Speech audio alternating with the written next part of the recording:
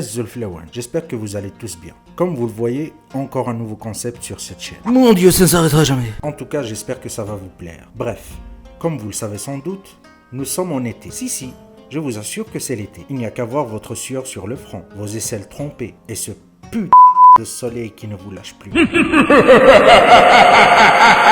Mais pas de panique.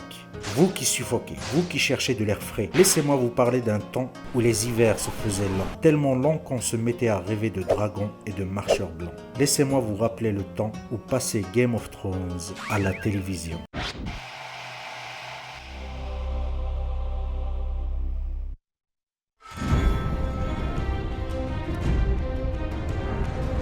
Ah, ce logo, ce générique. Rien qu'à l'entendre, ça nous rend tous quelque peu nostalgiques. Depuis bien longtemps maintenant, HBO est réputé pour la qualité de ses programmes. Surtout ses séries. Qu'il s'agisse de faits historiques, de fiction, de post-apo, ou tout simplement de programmes originaux, la chaîne américaine a su, à travers toutes ces années, se démarquer et devenir la numéro uno face à toutes ces autres qui essaient tant bien que mal de l'imiter mais sans jamais l'égaler. Moi perso, je l'ai découverte quelque peu sur le tard, à travers sa magnifique série Rome. Sortie entre 2005 et 2007 et composée que de 2 petites saisons, celle-ci retraçait l'histoire de l'Empire romain sous Jules César. Sexe, violence, l'outrance à tout va, et les enjeux et magouilles politiques qui surplombent tout ça. C'était pour moi un véritable choc que de découvrir cette série. Moi qui sortais de ce mood d'adolescence en regardant des programmes tels que Les Frères Scott, Newport Beach ou Smallville, pour ne citer que. HBO est venu vers moi, m'a pris par la main et m'a gentiment dit « Laisse tomber ton innocence mon enfant et regarde. » Ça, c'est des séries pour adultes. Autrement dit, c'est un peu plus corsé que ce que t'as l'habitude de voir. En ce moment, on est en pleine diffusion de la 2e saison de House of the Dragon, une série préquelle à GOAT, que perso j'aime bien, surtout cette saison. Je dis ça parce que j'ai eu un peu de mal à reprendre avec ce monde. À vrai dire, je n'ai plus revu GOAT depuis que je l'ai fini, lors de sa diffusion normale. Mais grâce ou à cause de sa petite sœur, j'ai réellement eu envie de la revoir de nouveau. Et je l'ai fait. Franchement, il n'y a rien à dire. Les 8 saisons du Trône de Fer restent un banger. Ce que j'aime dans Game of Thrones, c'est surtout sa réalisation. On sent la patte des réalisateurs qui se sont enchaînés tout au long des saisons. Et cela se voit souvent à travers des mises en scène exceptionnelles, riches et de toute beauté. Sincèrement, c'est rare de tomber sur des œuvres qui nous font autant voyager, nous faire découvrir tout un monde avec ses propres codes, ses propres personnages, mais aussi que tout se tienne, nous tienne aussi longtemps. Ça l'était d'autant plus rare que maintenant, à vrai dire. Pour revenir à mes ressentis, ce que je voulais dire, c'est que l'on sent vraiment la liberté qu'avaient les réalisateurs pour intégrer leur vision à cette adaptation. Je ne dis pas que c'est une liberté totale, vu qu'il y a quand même des chartes et des délais à respecter.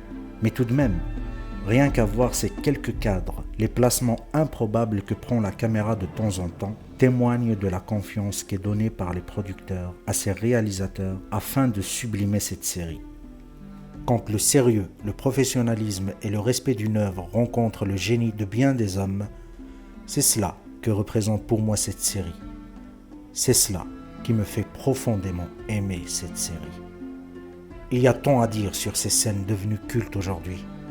Sérieusement, comment ne pas être surpris, et cela dès le tout début, lorsque notre principal protagoniste, ce cher Ned Stark, celui qui, j'en suis sûr, l'on s'est tous reconnu, l'on s'est tous attachés, et l'on s'est tous créé ce lien si particulier qui nous lie à tout personnage principal d'un récit.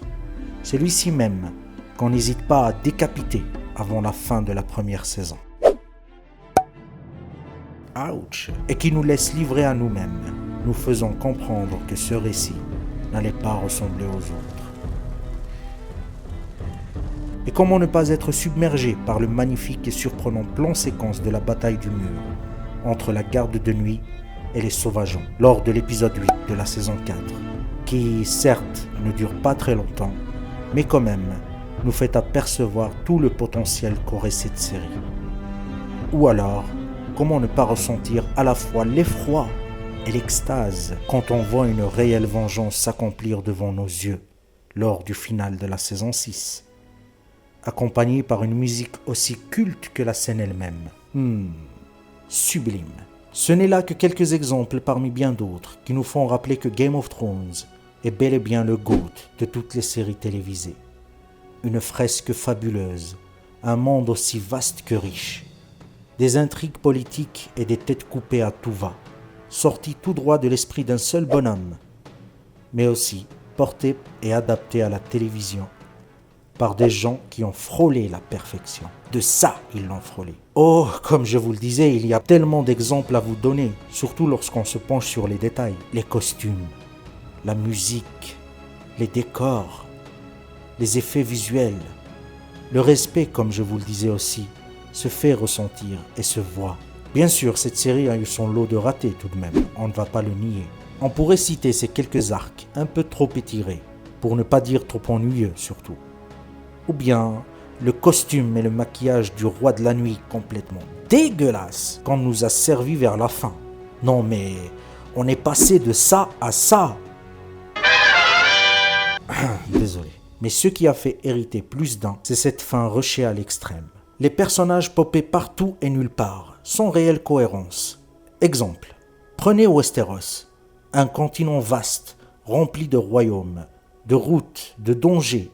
Là où avant, les personnages pouvaient prendre toute une saison, voire plus, pour ne se rendre que d'un point à un autre. Et ce n'est même pas genre faire le tour du continent. Mais là, vers la fin, à limite, on aurait dit qu'ils se téléportaient. Bon, pour leur défense, il faut souligner qu'il n'y a que 5 livres Game of Thrones à ce jour, dont le dernier date de 2015.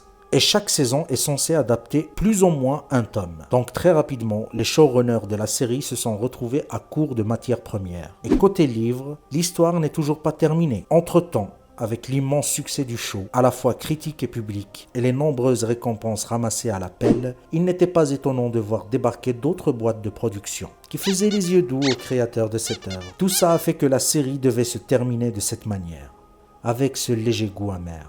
En vérité, et malgré les quelques digressions, la fin reste très jolie à mon sens.